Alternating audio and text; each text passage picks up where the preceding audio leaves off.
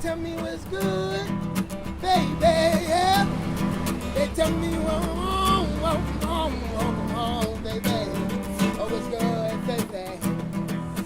Ooh, welcome home,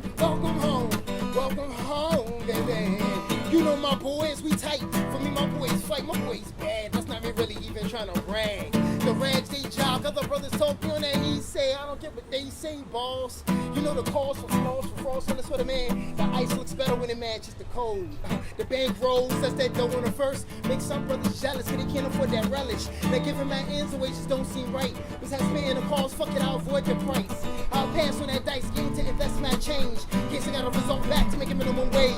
Can't fade the funk when you're down in the dumps. You can't leave your house, you can't even open your mouth. Those types like crack dealers can do no good if ever belling on the mean streets. Yeah, my beautiful hood. Joseph Franklin Hunt, y'all. I'm an acoustic hip hop artist. What I do is I play guitar, I rhyme and I sing. I'm a triple threat. My name is Joseph Franklin Hunt, man. You're gonna hear about me soon. Just got back from England working with some people, so right now it was good. I was working with Tricky, big out Domino Records and stuff, you know what I'm saying?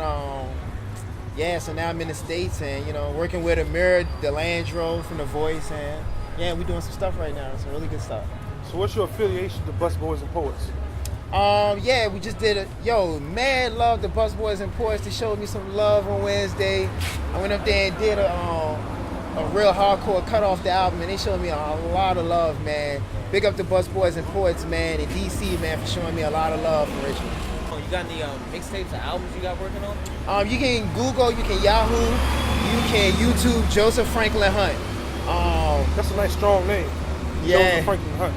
Yeah, man. I decided to just go with my, government name, man. Hopefully I'll leave a legacy, behind,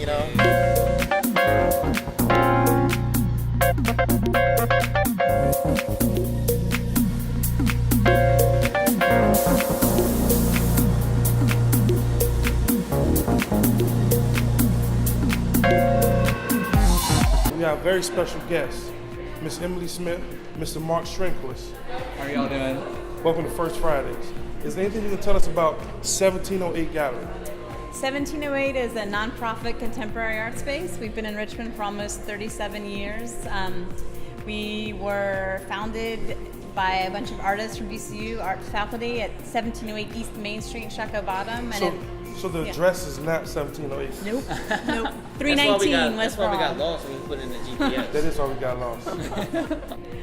We've been here in this location since 2001, and we are, our mission is to present exceptional new art and particularly focus on emerging artists. Okay. So how does your gallery tie into Mark Strinquist? Well, I've known Mark for many years now, and Mark had this fantastic project as an undergrad at VCU, and as we talked about what might come next, this very ambitious, exciting, multi-partnered, multi-level project came together, involving Mark as the director, really, and the lead artist, and 1708 as one of the sort of co-hosts, co-producers. Art 180 is also a co-producer. Legal Aid Justice Center and Open Minds as the advocacy policy experts on what we're interested in. The project is aimed at raising awareness and ultimately affecting change regarding juvenile justice. Wow, pretty So, I mean, the juvenile justice system is, so complex and systemic that it requires really bringing together, amazing art institutions, artists, designers, lawyers from Legal Aid Justice Center, art educators from Art 180, and then most importantly, people most affected by those issues, so currently incarcerated men, women, and teens. And so really the project is about kind of using art as a way to connect currently incarcerated folks with hundreds, if not thousands of people around the city and around the state, and connecting that with Legal Aid's advocacy platform to really impact change on personal and systemic levels. So we'll be here as part of the Cradle to Prison exhibit a week from Tuesday, June 16th. and we'll have a ton of stuff in the gallery. A lot of work that's been produced by currently incarcerated men and women. Some work that's been done by teams around the city. And then we'll be having every day different programming. The chief of police is going to be coming here to have a dialogue with Richmond youth. It's going to be amazing. We're having a Windows from Prison workshop where folks can make photos requested by prisoners, go all over the city to make images, and a ton of other things. June 16th, we're having kind of our kickoff, where we'll be announcing the project and talking about a lot of the other work we're doing. One of the kind of the key components is a summer kind of advocacy camp where a group of incarcerated youth will actually get to leave their detention facility. So 3 days a week they'll get to leave and come and work with awesome teams and artists and activists from around the city to create media campaigns that go all over the state to affect change around juvenile justice reform. Now, what led you to work with the prison system in the first place? So actually, yeah, Emily mentioned the project that I started as an undergraduate at VCU called Windows from Prison, and that was a way to kind of use photography to connect people, to connect prisoners to their past. So prisoners, we just did a workshop at the jail today actually, doing Windows from Prison workshops where people respond to the prompt, if you could have a window in your cell, what place from your past will you look out to? So they write about a place that they wish they could see from their past. And we work with photographers from all over the city to go to those exact locations, make a photograph, bring it back, and then exhibit it. So it becomes a window not only for the prisoner, but for the larger community as well. So connecting people on human levels. Would you say it's therapeutic?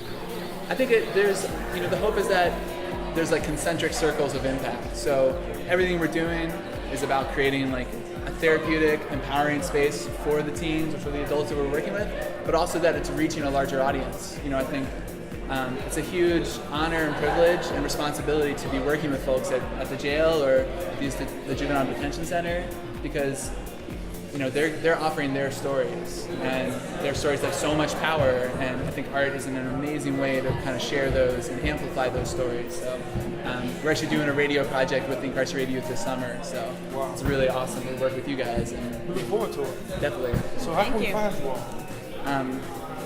On our website, performingstatistics.com, and 1708's website, 1708gallery.org.